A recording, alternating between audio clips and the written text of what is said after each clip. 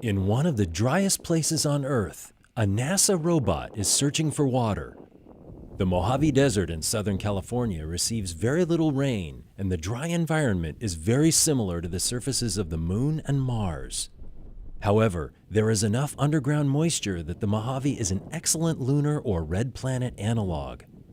Also, since the locations and quantities of that moisture are well known to geologists, researchers are able to ground truth science instruments by comparing their measurements to the actual amounts.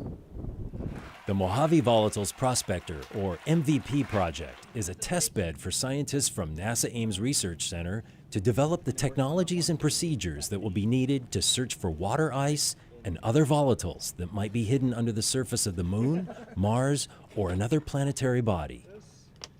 The foundation of the MVP project is a four-wheel drive electric-powered robot known as K-Rex.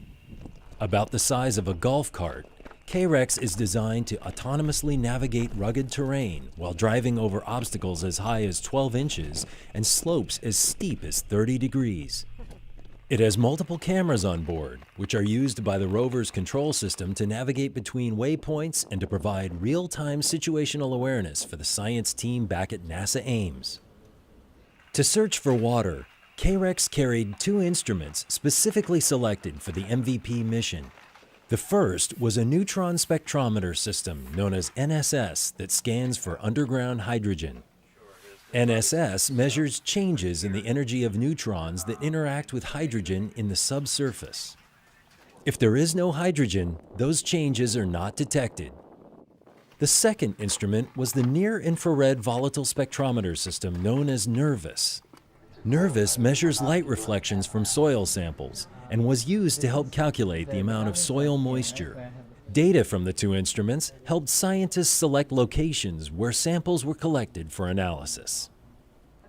For science planning and mission operations, the team used a software tool developed at Ames called the Exploration Ground Data System, or XGDS.